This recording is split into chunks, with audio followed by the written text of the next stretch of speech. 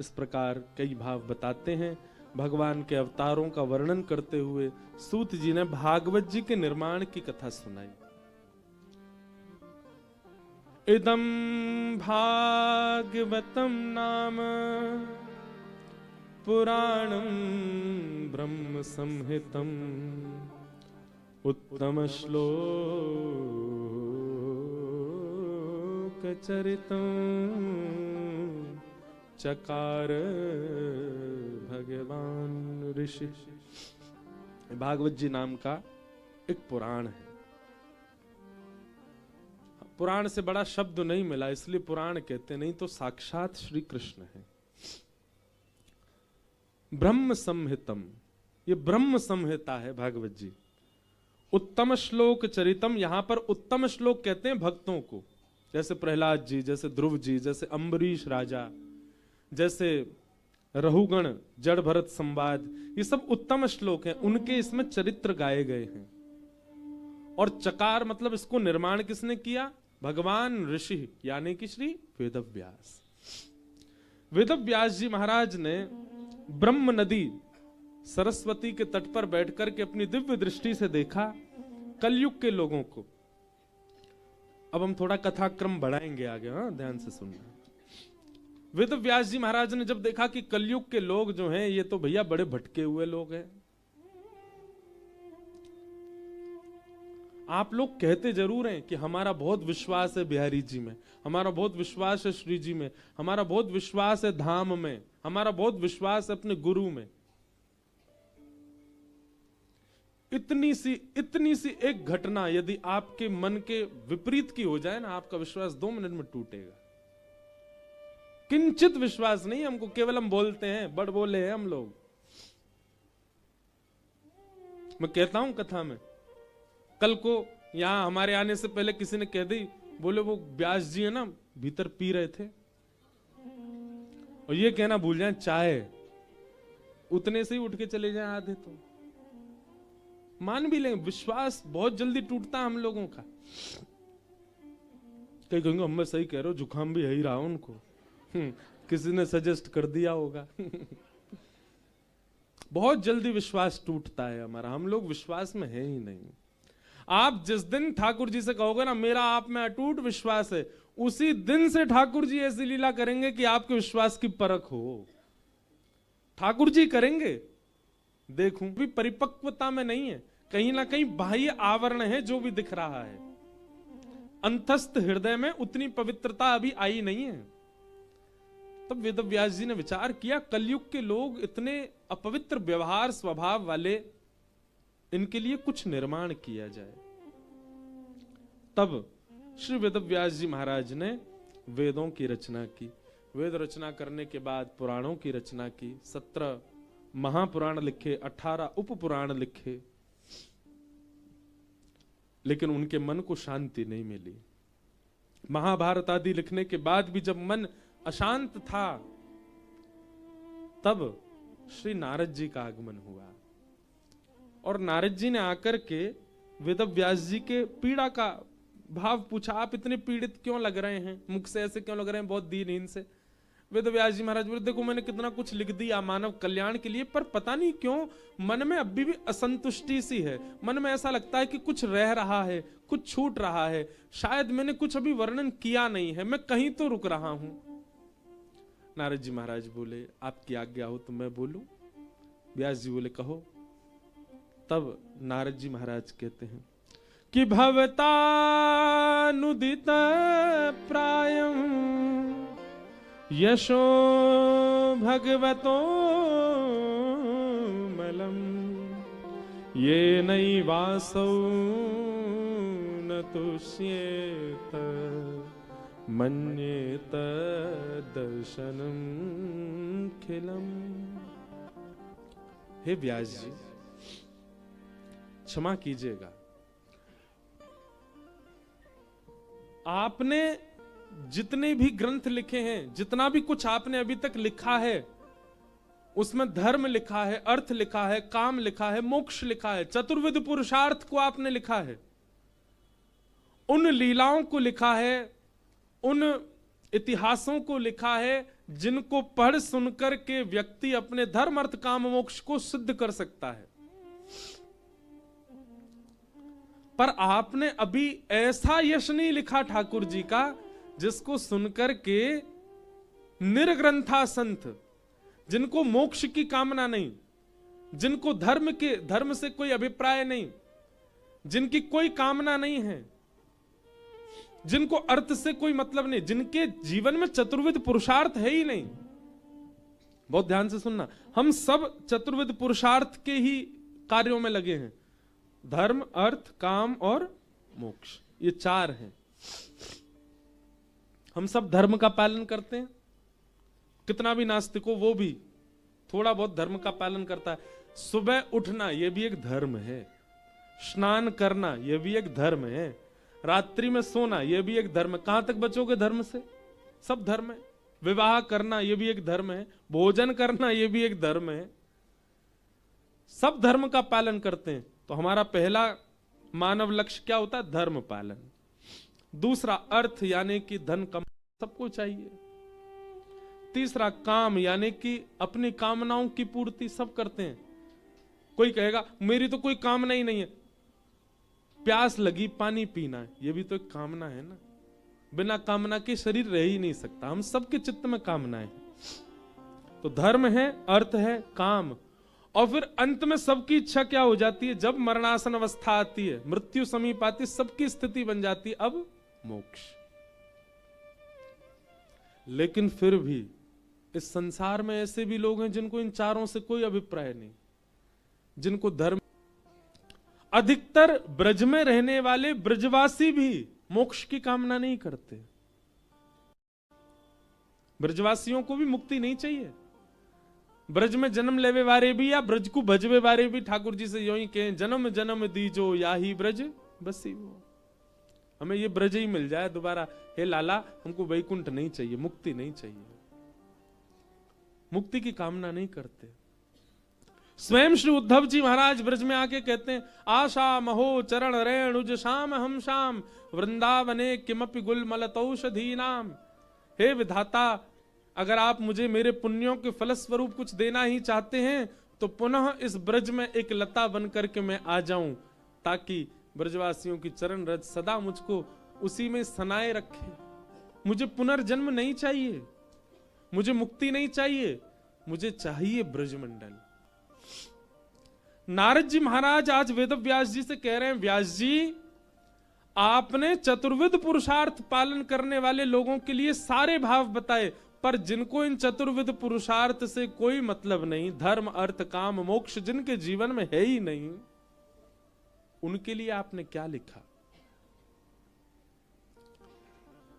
वेद व्यास जी बोले, नारद जी अगर कोई व्यक्ति चतुर्विध पुरुषार्थ का पालन नहीं करता तो वो कौन सा पंथी माना जाएगा? धर्म अर्थ काम मोक्ष नहीं है जीवन में, तो फिर वो किस मार्ग का अनुयायी है? तब नारद जी कहते हैं, वो पंचम पुरुषार्थ का पालन करता है। और पंचम पुरुषार्थ क्या है? प्रेम। पंचम पुरुषार्थ क्या है? और जब प्रेम होता है तो कई बार धर्म नहीं देखते, जब प्रेम होता है तो कई बार अर्थ नहीं देखते, जब प्रेम होता है तो कई बार कामनाओं की कटौती होती है, और जब प्रेम प्रधान होता है तो मोक्ष की भी कामना नहीं होती। जिनके चित्त में पंचम पुरुषार्थ प्रेम है,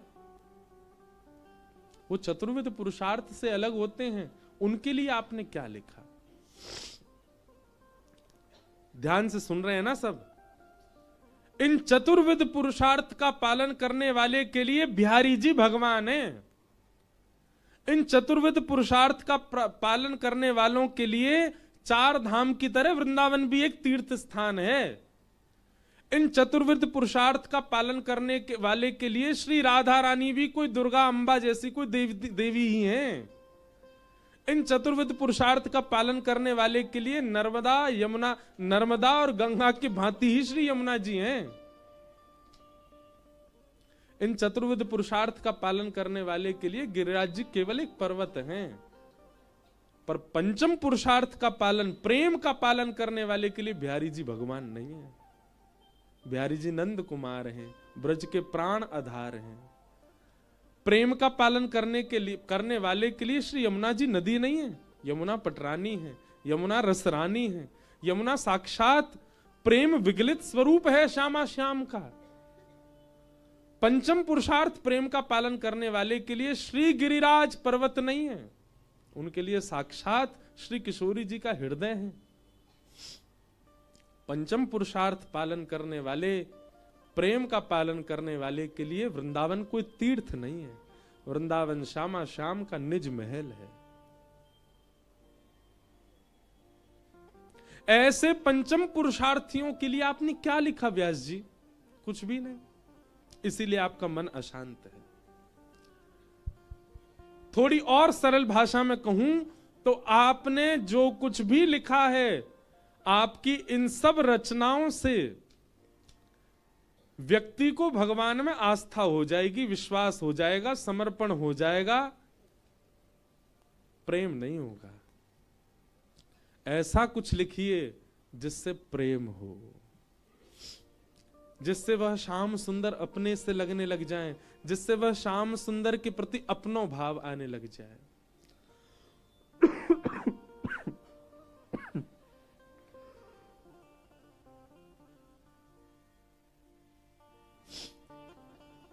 ऐसा कुछ लिखो।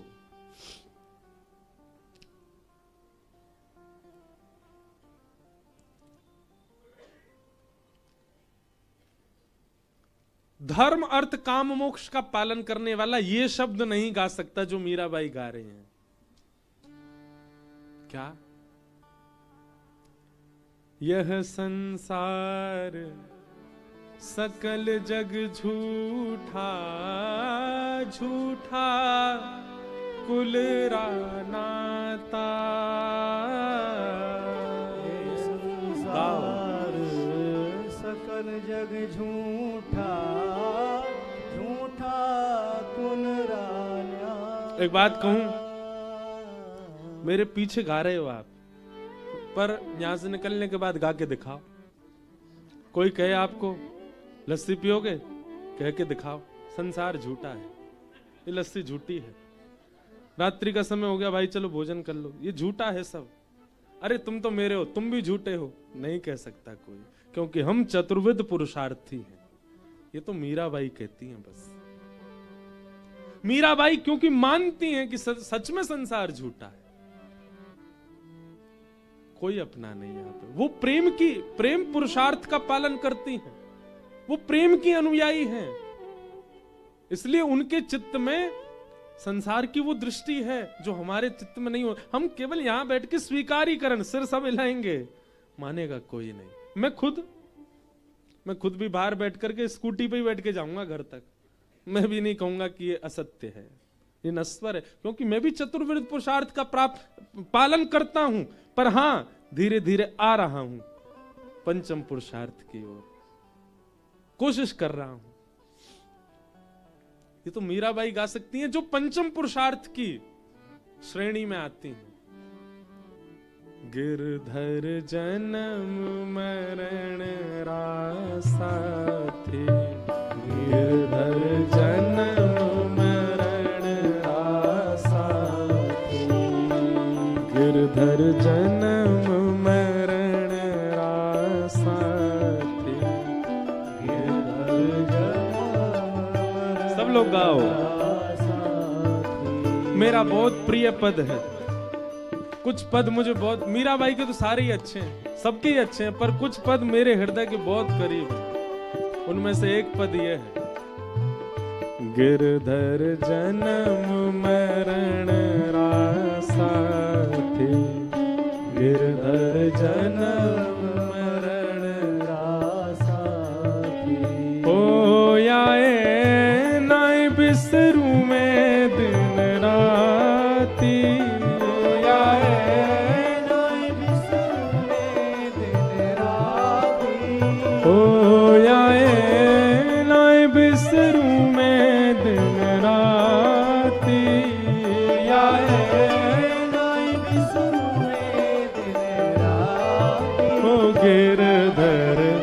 जन्म मरण रासा ते, गिरधर जन्म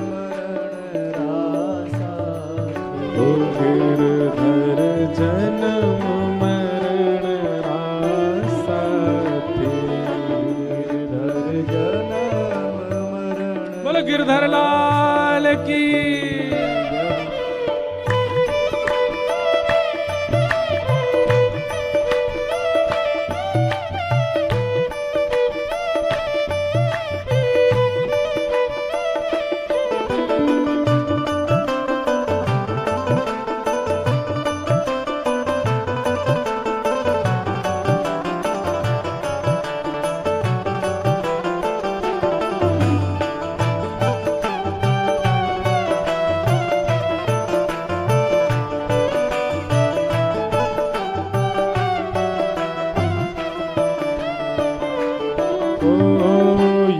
संसार सकल जग झूठा, झूठा कुल नाता।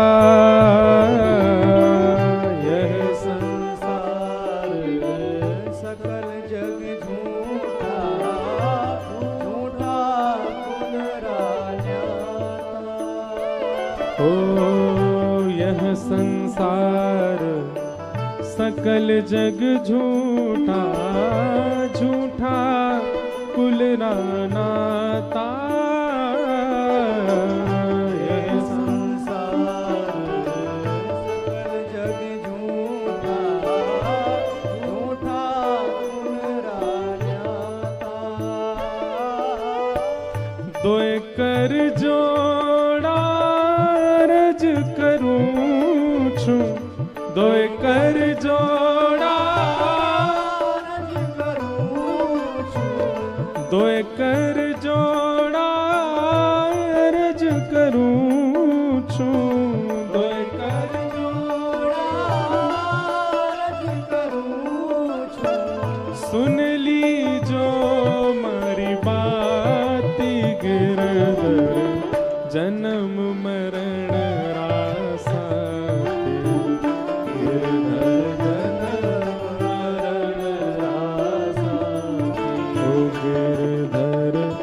जन्म मरण रासाथी, गिरधर जन्म मरण रासाथी। मीराबाई कहती हैं, ओ इनके बिन मोहे सलना परत है, जानत मेरी छाती।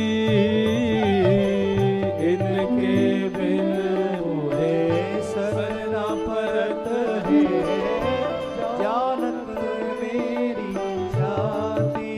ओ इनके बिन मोहे सलना परत है, जानत मेरी छाती। इनके बिन मोहे सलना परत है, जानत मेरी छाती। ऊंचे चढ़ चढ़ पंत निहारूं, ऊंचे चढ़ चढ़ पंत निहारूं, ऊंचे चढ़ चढ़ पंत निहारूं, ऊंचे चढ़ चढ़ पंत निहारूं। रोए रोए अखियां प्यासी गिरधर जन्म मरण रासाथी, गिरधर जन्म मरण रासाथी, गिरधर जन्म मरण रासाथी, गिरधर जन्म मरण रासाथी। बोल राधा रमण लाल की।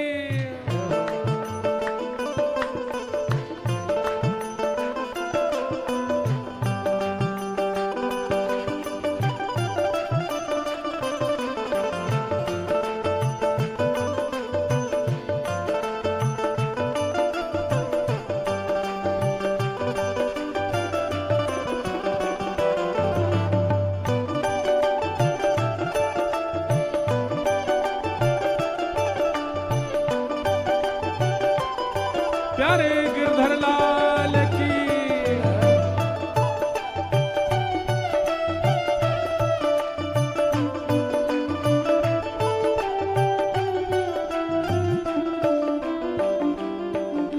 ये चतुर्विध पुरुषार्थ वाला नहीं गा सकता, ऐसी भावना नहीं हो सकती उसकी, ये तो प्रेम पुरुषार्थी ही गा सकता है। क्या? पल पल पिय को रूप निहारूं, निरख निरख सुख पाती। पल पल पिय को रूप निहारूं, निरख निरख सुख पाती। पल पल पिय को रूप निहारूं, निरख निरख सुख पाती। पल पल पिए को रूप निहारूं, निरख निरख सुख पाती। मीरा के प्रभु गिरधर नागर, मीरा के प्रभु गिरधर नागर, मीरा के प्रभु नटवर नागर। मीरा के प्रभु नटवर नागर। हरि चरणा चितरा गिरधर, जन्म मरण रासाती। गिरधर गिरधर जन्म मरण रासाती।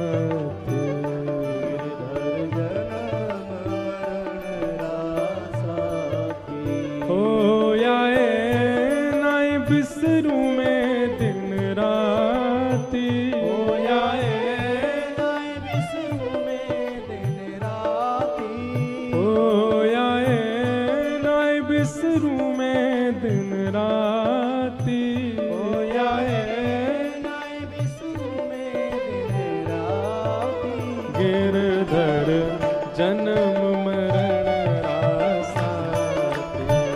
गिरधर गिरधर जन्म मरण रासाती।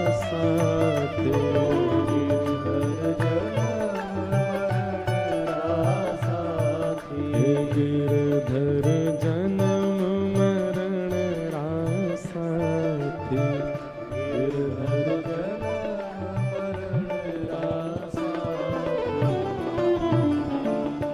नारद जी कह रहे हैं आपने प्रेम पुरुषार्थियों के लिए क्या लिखा? जिनको प्रेम से अभिप्राय है उनके लिए आप क्या लिख रहे हैं? जिनको नहीं चाहिए, धर्म नहीं है भाव अर्थ से, नहीं है इच्छा कोई कामना, ना ही मोक्ष की प्राप्ति करना चाहते, भगवान स्वयं कहते हैं श्रीमद् भागवत में कपिल विभूति संवाद में भगवान जब अपने 4 प्रकार के भक्तों का वर्णन करते हैं तब भगवान स्वयं कहते हैं दीयमान न ग्रहणंती। मेरी 5 प्रकार की मुक्ति होती है मैया, मैं वह भी देता हूं और वह भी जो ठुकरा देता, उसको भी जो ग्रहण नहीं करता, वही निर्गुण भक्त, वो मुझे सबसे प्रिय होता है। आपने उनके लिए क्या लिखा?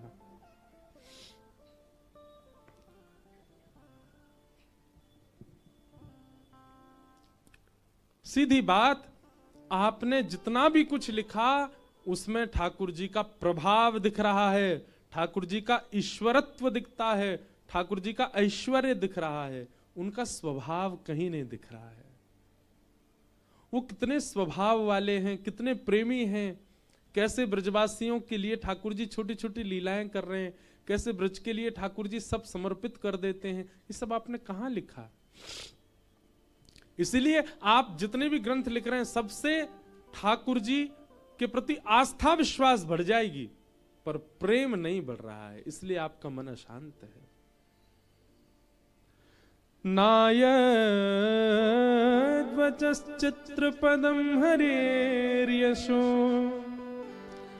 जगत पवित्रं प्रगणित करहिचित तद्वा यशम तीर्थ मुशंति मानसा न यत्र हंसा निर्मत्व शिक्षया। आप ऐसा कुछ वर्णन करो जिसमें हंस कोटि के लोग भी गोते लगाएं, क्योंकि कई बार कौए जिस जल में स्नान करते हैं हंस वहां नहीं आते। कृष्ण प्रेम में उन्मुक्त रहने वाले सब हंस हैं, और हंसों के लिए तो पवित्र सरोवर होता है जिसमें एक कण भी नहीं होता बाहर का। वेद व्यास जी ने कहा ऐसे भाव लिखने के लिए मुझे क्या करना पड़ेगा? नारद जी बोले समाधि नानुस्मर तद्विचेष्टितम, समाधि लगाओ, और समाधि लगा करके श्री ठाकुर जी से प्रार्थना करो। तब वेद व्यास जी ने समाधि लगाई, और समाधि लगा करके जैसे ही बैठे, ठाकुर जी के प्रेम स्वभाव स्वरूप का निर्माण करना है, उनके प्रेम स्वरूप की रचना करनी है और प्रेमियों के लिए करनी है। इस उद्देश्य से जैसी समाधि में बैठे, उसी समाधि के भाव से प्रकट हो गई श्रीमद् भागवत। बोलो भागवत महापुराण की जय। इसलिए श्रीमद् भागवत की जो भाषा है उसको समाधिस्थ भाषा कहा जाता है। आप लोग सुबह यहां पाठ सुनने आते हैं ब्राह्मणों का, आप श्रीमद् भागवत जी के शब्दों को जब देखेंगे, उन्हीं व्यास जी ने अन्य पुराण भी लिखे हैं, पर उन पुराणों के उन्हीं व्यास जी ने महाभारत भी लिखी है, उन्हीं व्यास जी ने भगवत गीता में भी जो श्लोक हैं व्यास जी के द्वारा ही लिखे गए। सबके श्लोक और भागवत जी के श्लोकों में बहुत अंतर है। भागवत जी के श्लोक हर कोई नहीं बोल सकता, हर कोई नहीं गा सकता, हर किसी की जुबान में इतनी सामर्थ्य नहीं इन श्लोकों का प्रादुर्भाव कर सके।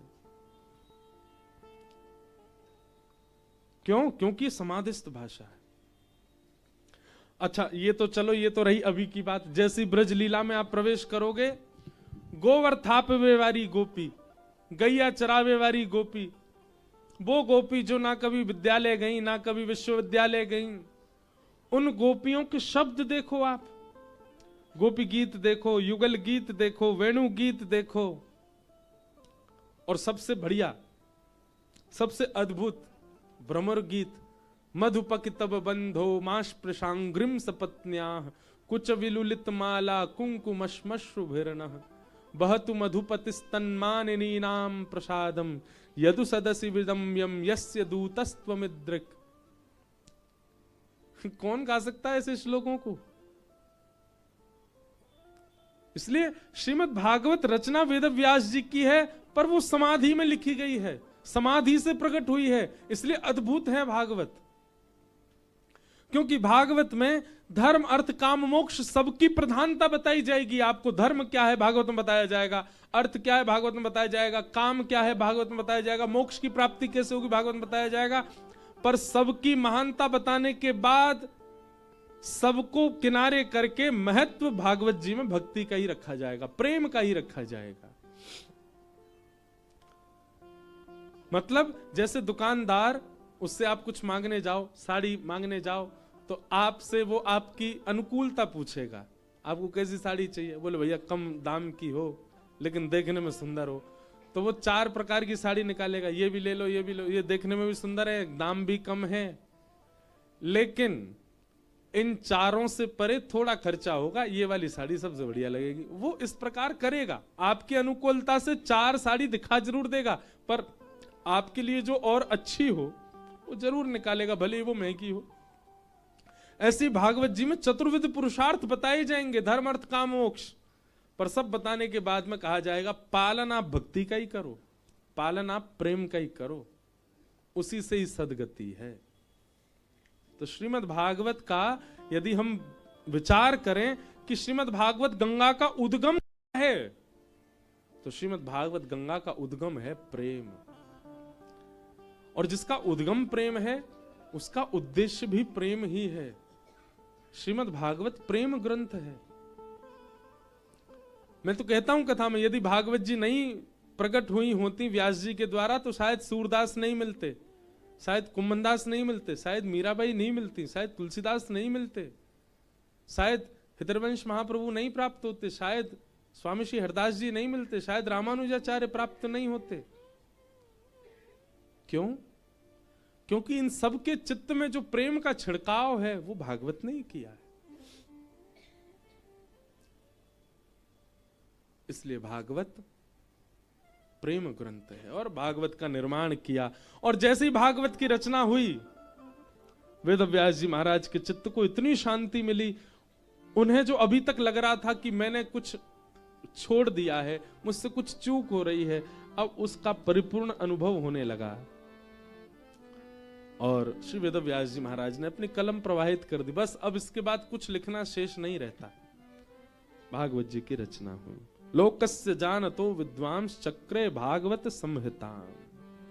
बोलो भागवत महापुराण। भागवत जी का उद्गम क्या है? प्रेम। ध्यान से सुना करो भैया। और भागवत जी का उद्देश्य क्या है? प्रेम। अगर आप यहां से और कुछ सीख करके जा रहे हो तो निश्चित ही आपने कथा सुनी नहीं, पर यहां से प्रेमी बन के जा रहे हो तो निश्चित है आप कथा श्रवण कर रहे हो। प्रेम। वे तो व्यास जी महाराज ने मन में विचार किया, भागवत जी की रचना हो गई। अब गेहे गेहे जने जने इसको घर घर तक जन जन तक कैसे पहुंचाएं? तब वेद व्यास जी ने अपने पुत्र श्री शुकाचार्य जी का चिंतन किया, जो कि ब्रह्म के ध्यान में हिमालय पर चले गए थे। उनको दोबारा अपने समीप बुलाने के लिए कुछ बालकों को भागवत जी के श्लोक याद करा करके भेजा। बंधुओं, श्री सुखदेव जी कौन है?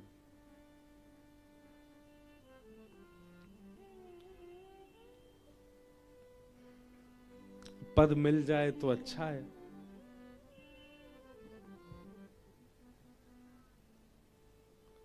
तरुवर छाओ तीर यमुना के, सुआ पढ़ावत डोले। तरुवर छाओ तीर यमुना के,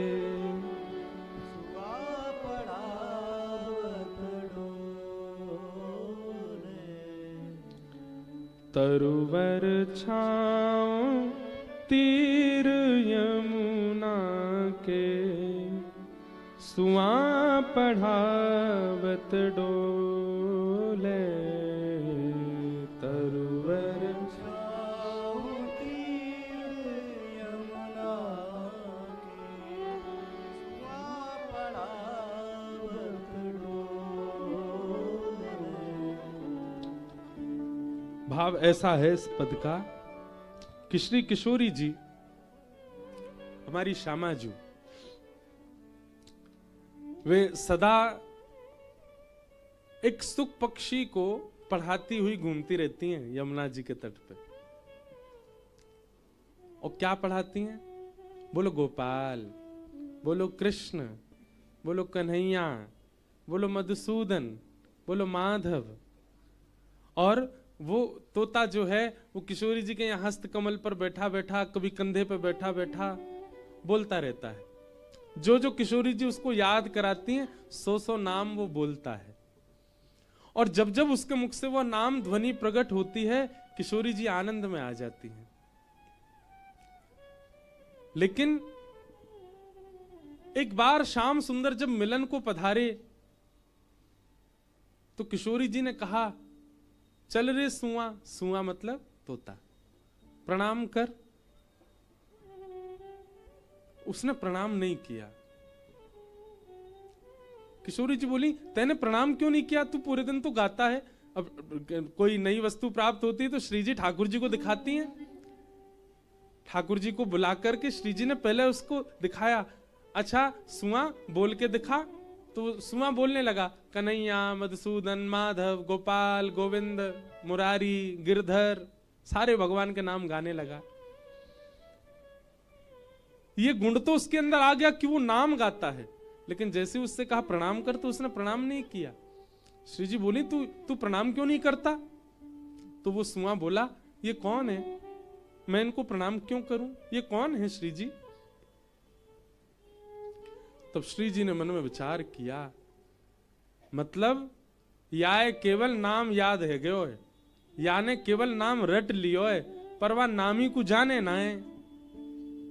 ये कृष्ण मधुसूदन माधव गोविंद मुरारी गिरधर सब कह तो रोए, पर जिनको नाम गा रहा है उनको स्वरूप ना जाने, और बिना स्वरूप जाने बिना उनको जाने यदि नाम जपेगो तो कैसे कल्याण होएगो या को।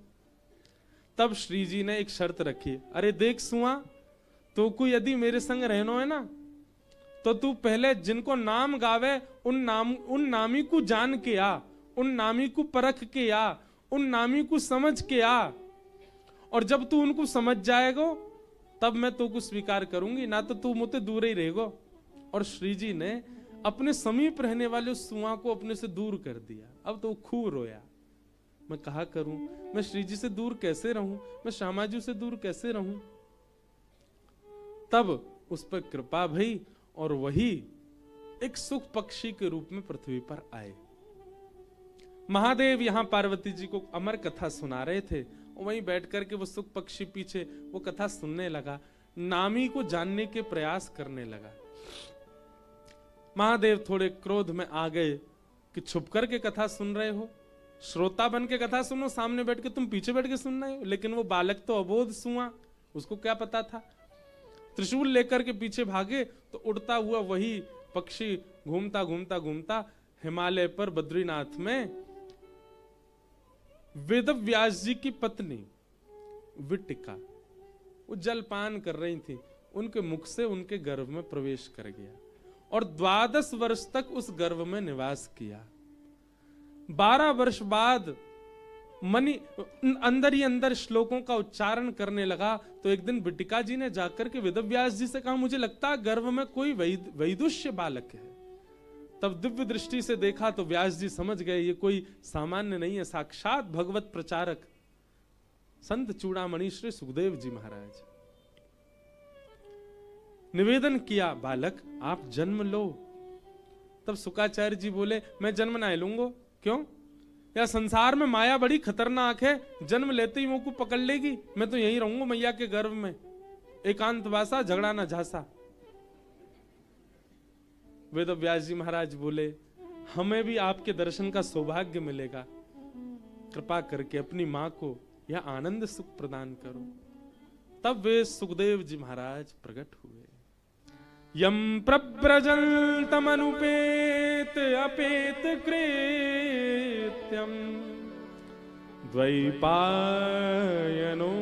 विरह कातरया जुहाव पुत्रेति तन्मयतया तर्वो भिनेदु तम सर्वभूत हृदयं मुनिमानतोस्मि।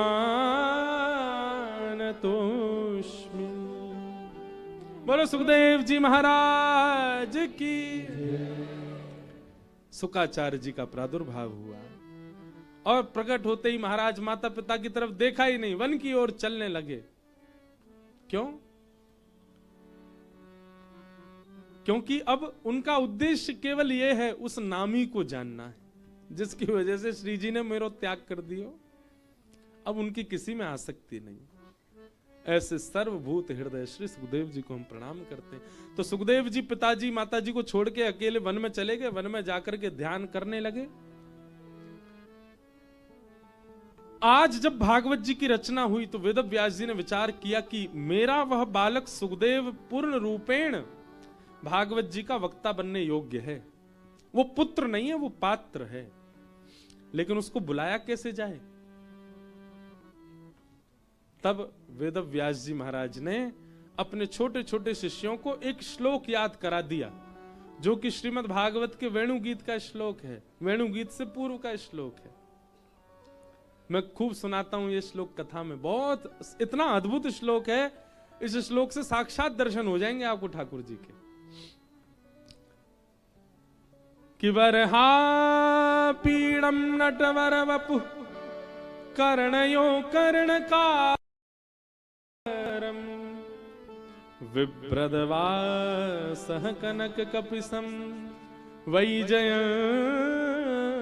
च मालाम् रन्ध्रान् वेणोवधर सुधया पूरयन् गोपवृन्दैः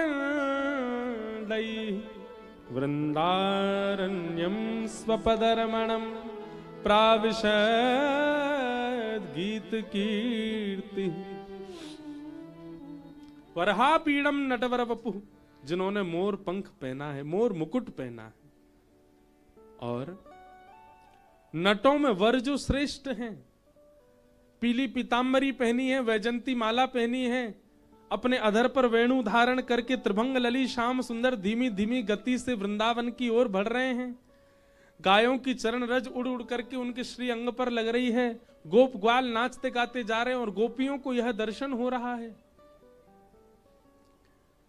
अब ये श्लोक बालकों को सिखा दिया वेदव्यास जी ने और कहा जाओ, जाकर के हिमालय की कंदराओं में, हिमालय के सघन वन में जब तुम जाते हो पुष्प तोड़ने, तुलसी तोड़ने, समिधा लेने, लकड़ी आदि लेने, तो इस श्लोक को जोर जोर से गाया करो।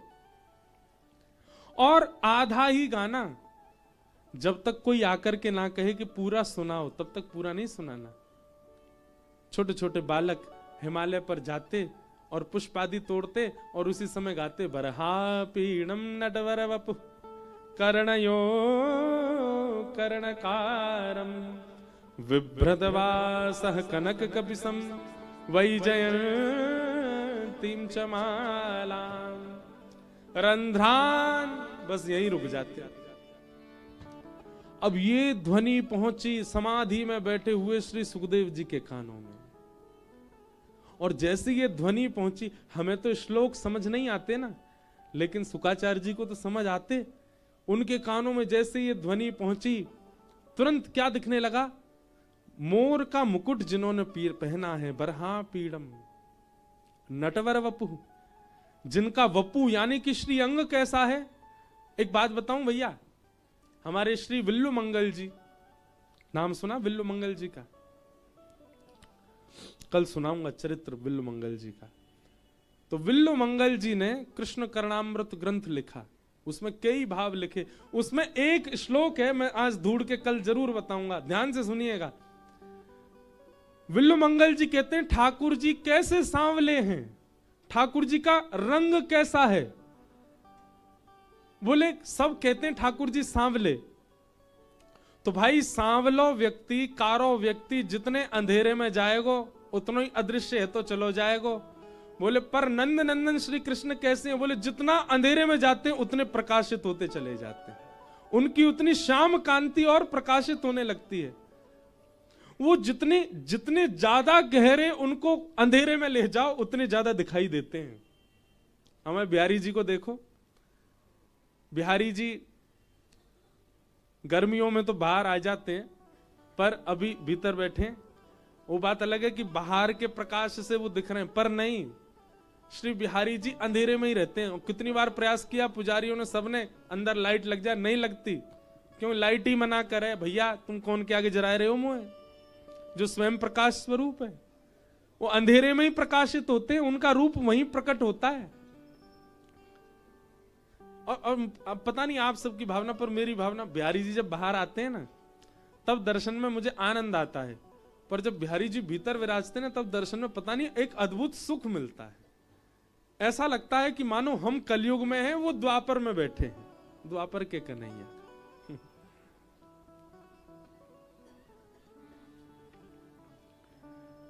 नटवर वपु, ठाकुर जी का श्रीअंग कैसा है? अत्यंत आकर्षक, अत्यंत अपनी ओर खींचने वाला। एक होता है ना कि किसी सुंदर को आपने एक बार देखा तो आपकी दृष्टि दोबारा उसकी तरफ घूमती है, पर श्री कृष्ण कैसे हैं? उनको देख करके दृष्टि कहीं और जाएगी नहीं, वहीं अटक जाएगी।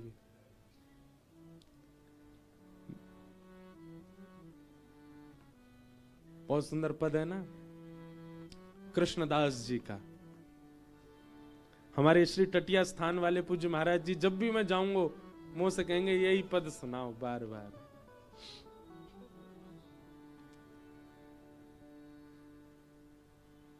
मेरो मन गिरधर छवि पे अटक्यो, मेरो मन गिरधर छवि पे अटक्यो, मेरो मन गिरधर छवि पे अटक्यो, मेरो मन गिरधर छवि पे अटक्यो।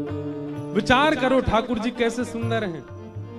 यहाँ पे बहुत लोग बड़े सुंदर बैठे हैं, हमारे सोनू साईं, छोटू साईं, सब देखो कितने सुंदर हैं। पर संसार की सुंदरता में एक चीज होती है कि एक बार देखने के बाद दृष्टि कहीं और जाएगी।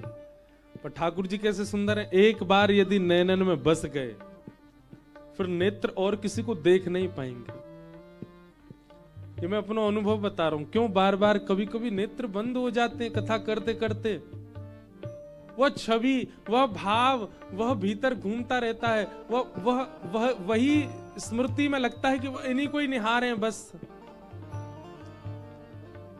ऐसी ठाकुर जी की कांति है। नटवर वपु गिरधर छवि पे अटक्यो, मेरो मन गिरधर छवि पे अटक्यो, ललित त्रिभंगी चाल पे चल के, ललित त्रिभंगी चाल पे चल के। बहुत अच्छे, ऐसे ही गाओ।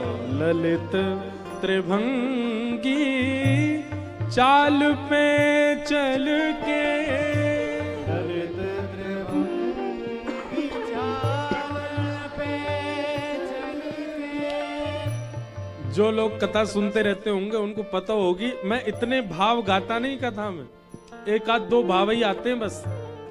पर यहाँ साईं के आंगन में मैं बस में नहीं हूं, बार बार भाव प्रकट होते हैं, बार बार मानो पद सामने आके कहते हैं कि हमको भी सेवा में लो, इस आंगन में हमको भी गा दो।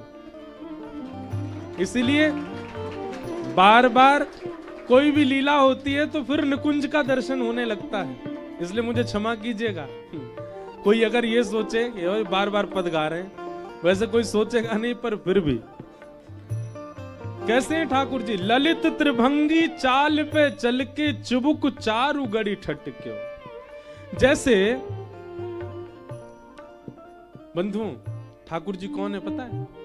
श्री कृष्णदास जी कह रहे हैं ठाकुर जी हैं चिंबक, और हम सब कौन हैं? चिंबक समझते हैं ना। ठाकुर जी हैं चिंबक और हम सब हैं लोहा। और लोहा जैसे ही जावेगो ना अच्छी क्वालिटी वालो, चिंबक के आगे जाते ही चिपक जाएगा बातें।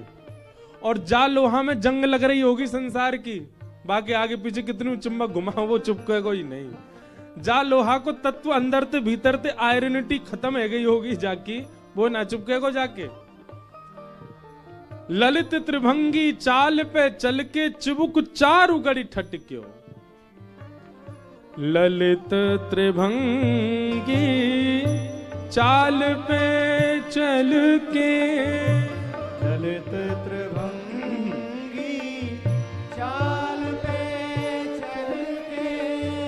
चिबुक चारु गड़ी ठटक्यो। चिबुक चारु गड़ी ठटक्यो।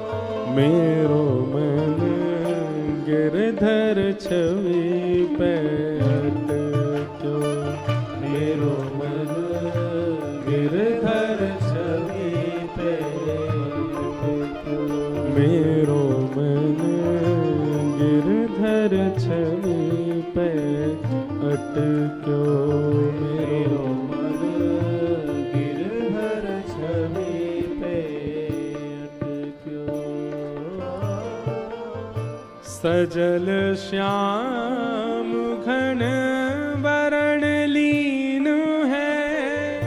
सजल श्याम घन वरण लीन है। फिर चित अनत न भटक्यो, फिर चित कृष्णदास जी कह रहे हैं अगर ठाकुर जी ने तुमको स्वीकार कर लियो, तुम्हारा मन और कहीं भटके कोई ना। बिहारी जी के दर्शन करके बाहर आओ, मन फिर भी कहीं और जा रहा हो तो समझियो अभी स्वीकार ना भयो। लेकिन बिहारी जी के मन से बाहर आए और फिर बिहारी जी जहां देखो वहां बिहारी जी, समझो कि अब स्वीकार है गए। कृष्णदास जी कहते हैं यदि ठाकुर जी दिख गए तो स्थिति क्या होगी। कृष्णदास किए प्राण न्यूछावर, कृष्णदास किए प्राण न्यूछावर, कृष्णदास किए प्राण न्यूछावर,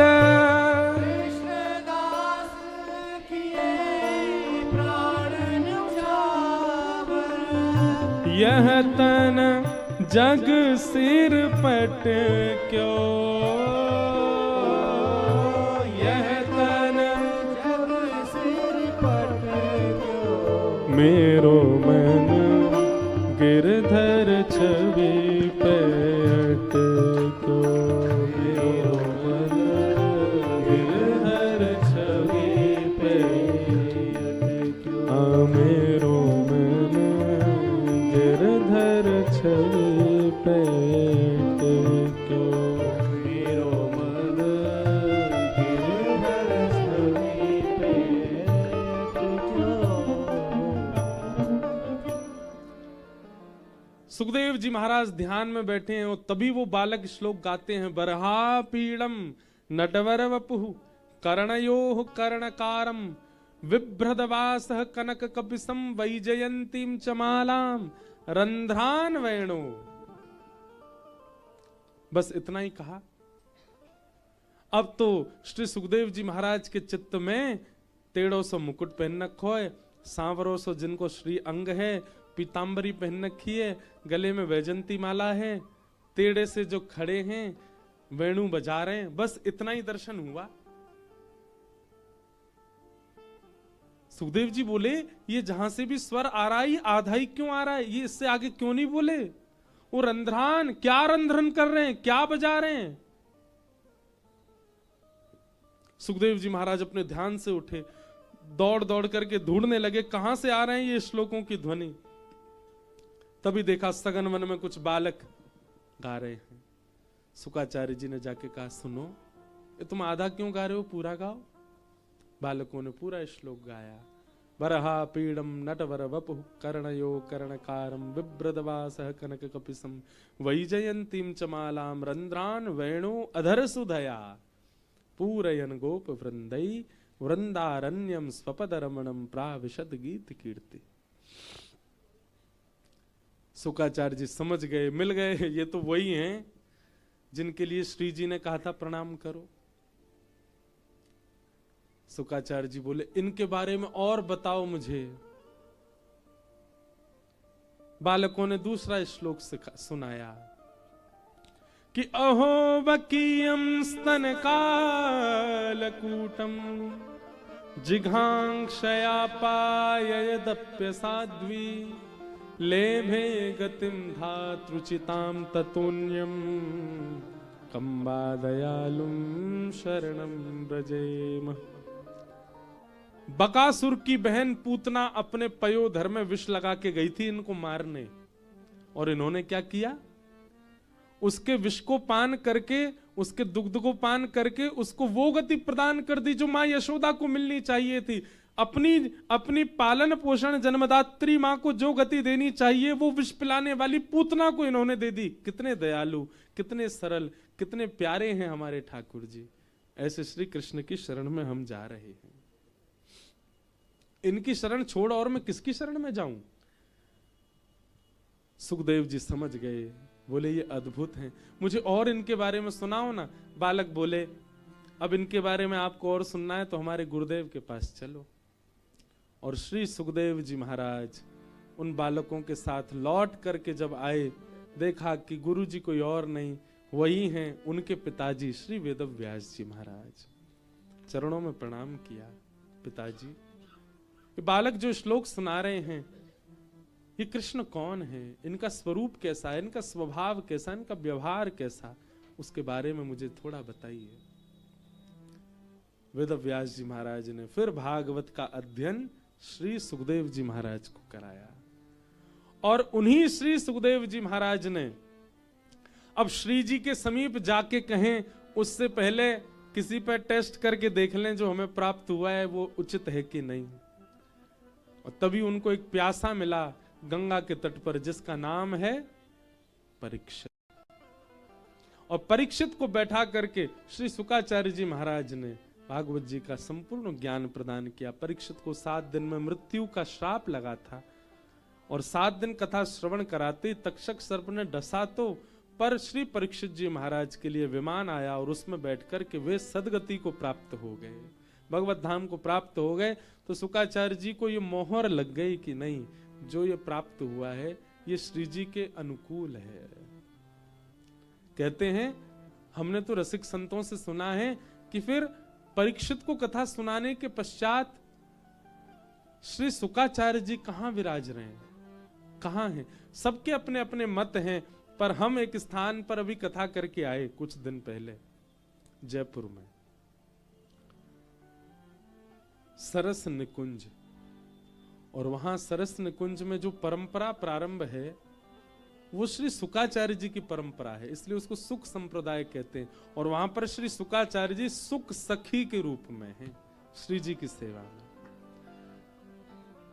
तो अब प्रमाण कई मांगे तो फिर कहीं कहीं से मिले, पर यह देखा हुआ एक प्रमाण है कि शुकाचार्य जी वहां सुख सखी के रूप में निज महल की सेवा में हैं। तो निज महल प्राप्त करने के लिए भागवत जी का आश्रय लिया श्री सुखदेव जी ने। ऐसे श्री सुखदेव जी महाराज को हम प्रणाम करते हैं। बोलो सुखदेव जी महाराज की जय। अब यहां सूत जी ने प्रश्न किया, सौनकादि ऋषियों ने प्रश्न किया कि महाराज जी परीक्षित कौन है, इनके बारे में हमें बताओ, इनको 7 दिन में मरने का श्राप क्यों लगा। हम थोड़ा सा सुन लें कि यदा मृधे कौरव संजयानां वीरस्वथो वीरगतिं गतेषु व्रकोदरा विद्ध गदा विमर्श भ्रगनोरुदंडे धृतराष्ट्रपुत्रे। महाभारत का थोड़ा प्रसंग सुनाया गया। परीक्षित कौन है और इनको 7 दिन में मरने का श्राप क्यों लगा, बहुत ध्यान से सुनो।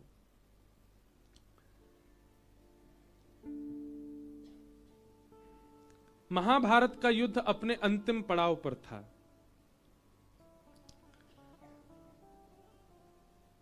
भीम और दुर्योधन के बीच में युद्ध चल रहा था।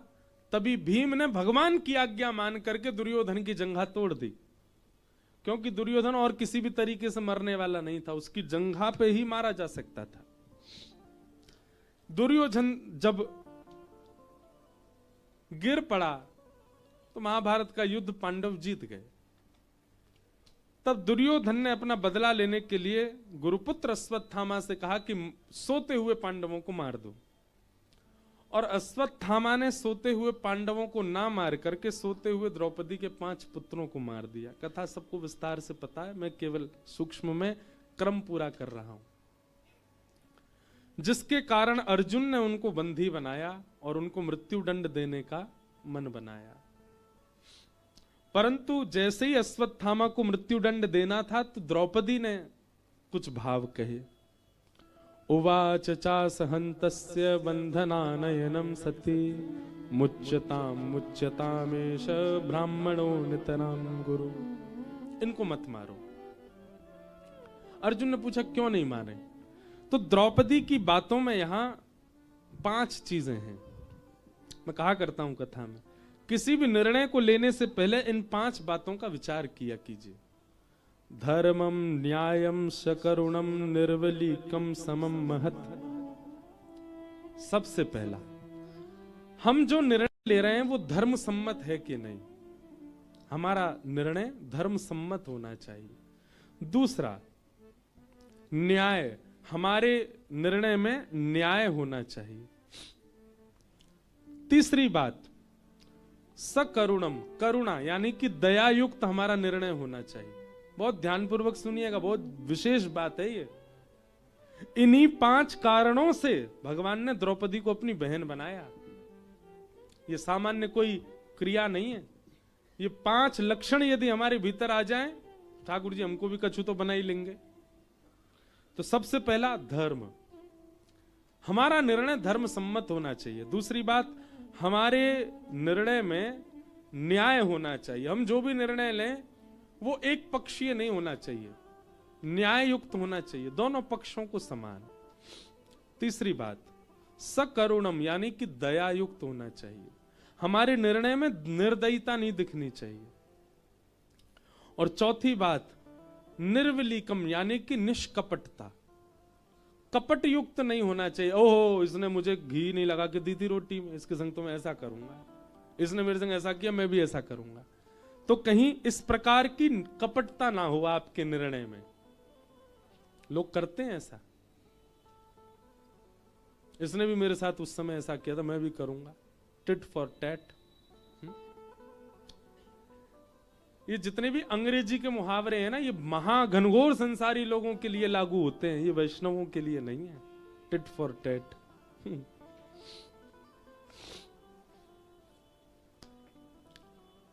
और 5वां, समता, समत्व। ये 5 भावों को विचार करके जो निर्णय लेता है, धर्म, न्याय, करुणा यानी कि दया, निष्कपटता और समता, भगवान कहते हैं मुझे वो बहुत प्रिय है वो व्यक्ति। द्रौपदी ने क्या निर्णय लिया, उसके 5 पुत्र मार दिए और 5 पुत्रों का हत्यारा सामने खड़ा है, पर द्रौपदी करिए इसको मत मारो। पहली बात, इसको क्यों नहीं मारना, हमारा गुरु पुत्र है और गुरुपुत्र गुरु समान होता है। ये द्रोण पुत्र है, द्रोणाचार्य जी का पुत्र है, हमारे गुरु हैं द्रोण। वे तो मारे गए महाभारत युद्ध में, कम से कम उनके पुत्र को तो क्षमा करो। पहली बात, इसलिए इसको मत मारो क्योंकि ये गुरु पुत्र है। दूसरी बात, इसलिए इसको मत मारो क्योंकि ये ब्राह्मण है, हम क्षत्रिय हैं और ब्राह्मण हमारे गुरु होते हैं।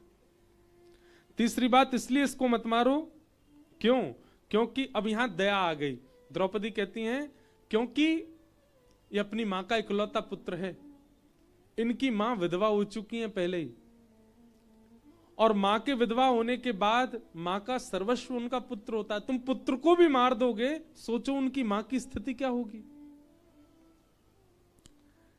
अरे मेरे 5 पुत्र मर गए पर 5 पति तो जीवित है ना, इनकी मां के बारे में विचार करो। उनके पति भी नहीं है और पुत्र भी नहीं रहेगा तो मां की स्थिति क्या होगी। इसको मत मारो, अपनी मां का सहारा है। और अंतिम बात द्रौपदी कहती हैं, अर्जुन यदि इसको मारने से मेरे 5 पुत्र जीवित हो जाएं तो मारो, पर वो जीवित नहीं होंगे, इसलिए इसको मत मारो। और एक बात और कहती हैं द्रौपदी, क्या, कि पुत्र मृत्यु की पीड़ा मैं जानती हूं, मैं नहीं चाहती कि वो पीड़ा इसकी मां को हो। एक पुत्र के मरने पर जो पीड़ा होती है वो मैं जानती हूं, इसलिए इसको मत मारो। ये भी बंधुओं एक न्याय है, ये भी एक धर्म है। कोई व्यक्ति पहाड़ पर गया घूमने और पहाड़ से घूम करके आया, उसने आपसे पूछा, आपने उससे पूछा, भैया तुम जहां घूमने गए थे ना वहीं हम भी प्लान बना रहे हैं घूमने का, वहां कैसा था सब। अब उस व्यक्ति ने बड़ी दुविधाएं सहन करी, रास्ता बड़ा खराब, कहीं कहीं खाई बड़ी ज्यादा, कहीं कहीं पहाड़ गिर रहे थे, मौसम बड़ा भयानक, सर्दी बहुत ज्यादा, बर्फ पड़ रही थी, कुकड़ गए महाराज रात में, ये सब उसने अनुभव किया। लेकिन वो क्या सोचता है, इसको बता दूंगा तो ये तो व्यवस्था करके जाएगा सारी, मैं सह लिया, ये बिल्कुल बच के आ जाएगा, बहुत बढ़िया है। क्रीम की तरह तो गाड़ी चढ़ के जाती है वहां पे, और गर्म कपड़े तो ले ही मत जाना, गर्मी पड़ती वहां, दुनिया झूठ बोलती है, वहां कोई बर्फ नहीं पड़ती।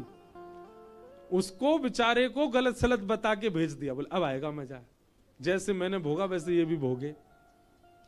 ऐसा नहीं, अगर आप किसी राह पर निकले हैं, आपने अपनी लाइफ में कोई सिचुएशन देखी है और उस सिचुएशन में कोई और व्यक्ति फंसने वाला है, तो आपका स्वभाव होना चाहिए कि उसको संकेतित करो, ऐसा ऐसा हो सकता है, सावधान रहना।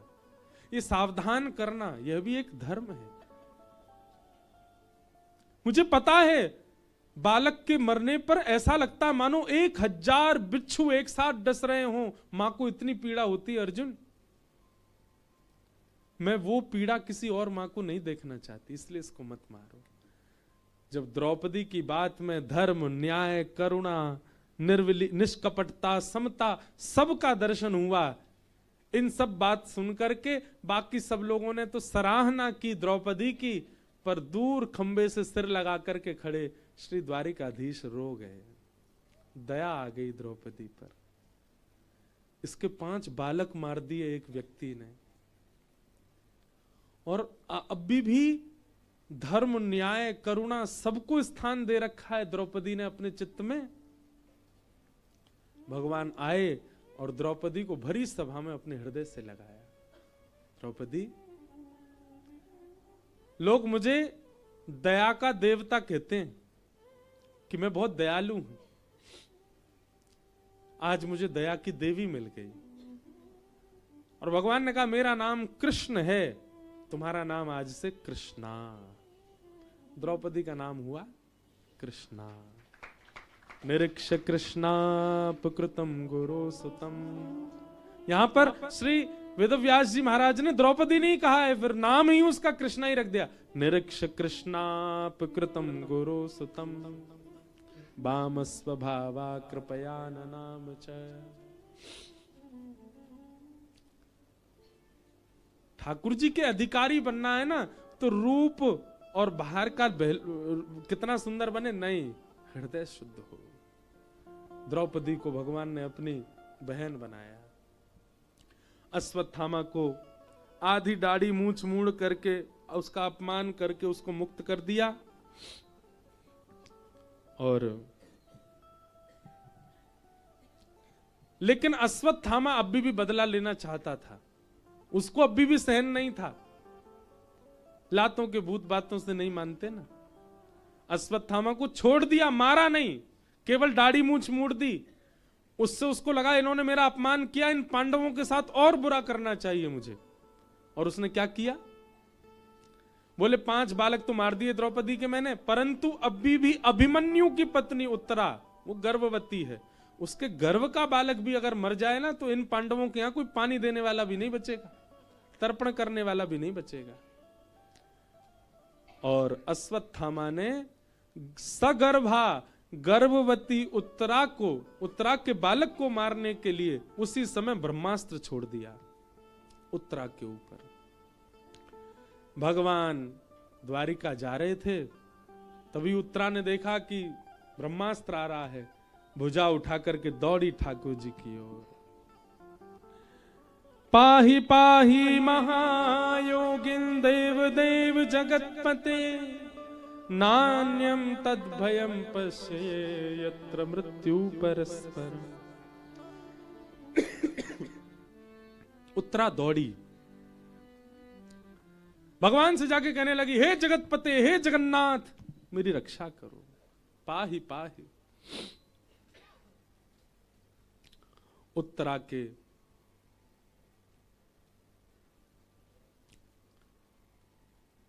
उस भाव से श्री ठाकुर जी ने अपनी चक्रा गदा को धारण किया और अंगुष्ठ मात्र रूप धारण करके उत्तरा के गर्भ में प्रवेश करके अपनी चक्रा गदा को घुमा करके बालक परीक्षित की रक्षा की। थोड़ी देर में देखा कि महाराज आकाश में ब्रह्मास्त्र नष्ट हो गया।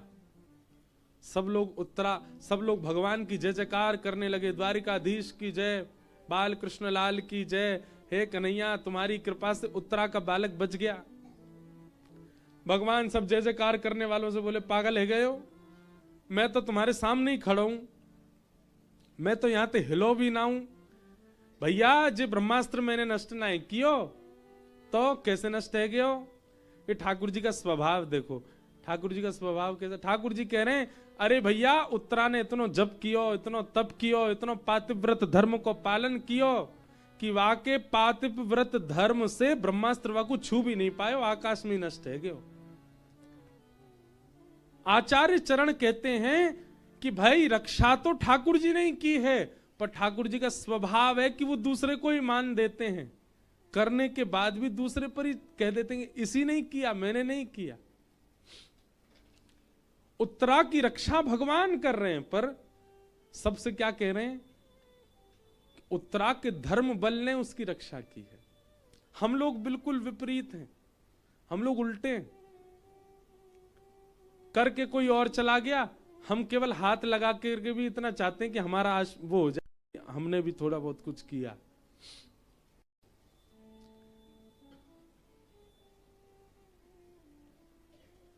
कोई भी दान पुण्य का काम करे, कोई भी कर रहा हो, कई लोग उसके संग जबरदस्ती इसलिए लग जाते हैं कि नहीं क्यों हो जाए कि हमने हाथ लगाए। हम लोगों का स्वभाव है कि करे कोई और नाम हो हमारा, पर ठाकुर जी का स्वरूप क्या है? करते हैं स्वयं, पर नाम होता है उसका जो कर रहा है। ठाकुर जी सबसे कहने लगा, अरे उत्तरा की जय जयकार करो, वाक्य धर्म बल ने रक्षा करी, मैंने कोई रक्षा नहीं करी। ऐसी ठाकुर जी ने ब्रज में किया। कछु माखन को बल बढ़ो, कछु गोपन करी सहाय, श्री राधे जू की कृपा सो मैंने गिरिवर लियो उठाए। अरे भैया ब्रजवासियों, जे सब तो तुम सब लोगन की सहायता थी, मैंने गिरिराज जी उठाए। पहले तो ठाकुर जी कह रहे मैं जय जय हूं, और लेकिन जब ब्रजवासी नहीं माने, लाला हम तो जय जय ना मान सके, तू जो कहेगो सब मान लेंगे। ठाकुर जी बोले, अरे भैया सांची पूछो तो आप सब ने मेरी इतनी सहायता करी, आप सबकी सहायता से मैंने गिरिराज जी उठाए।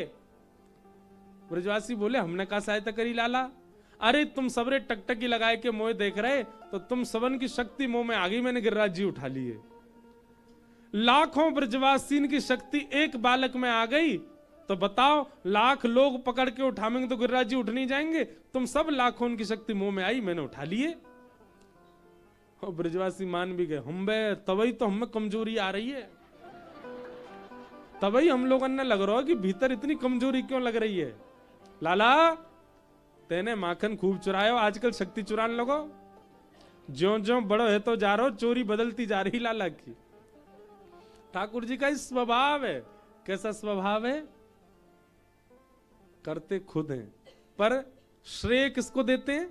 अपने भक्तों को, अपने प्रेमियों को, अपने प्रियजनों को। एक बात याद कहीं लिख लियो, ठाकुर जी को हैनो चाहो तो श्रेय मत लो। जिस दिन आपने श्रेय लेना बंद कर दिया ना, वह दिन ठाकुर जी के नेक समीप आ जाओगे आप, क्योंकि ठाकुर जी को इस स्वभाव है, वो श्रेय नहीं लेते। ऐसे श्री ठाकुर जी ने गर्व के बालक की रक्षा की। कुंती ने स्तुति गाई, भीष्म पितामह ने स्तुति गाई। कुछ समय बाद भगवान द्वारिका चले गए और उस बालक ने जन्म लिया, उसी का नाम हुआ परीक्षित। बोलो परीक्षित जी महाराज की। भगवान के स्वधाम गमन की बात सुनकर के पांडवों ने स्वर्गारोहण प्रस्थान किया, परीक्षित को राज्य गद्दी पर बिठा दिया। बड़े होकर के परीक्षित जी से एक अपराध हुआ, जिस अपराध के कारण उनको 7 दिन में मरने का श्राप लगा। इस प्रकार का क्रम हुआ। आगे का प्रसंग हम लोग कल सुनेंगे। आप सब लोगों को जय श्री कृष्ण, जय सिया राम, जय सिया राम। जय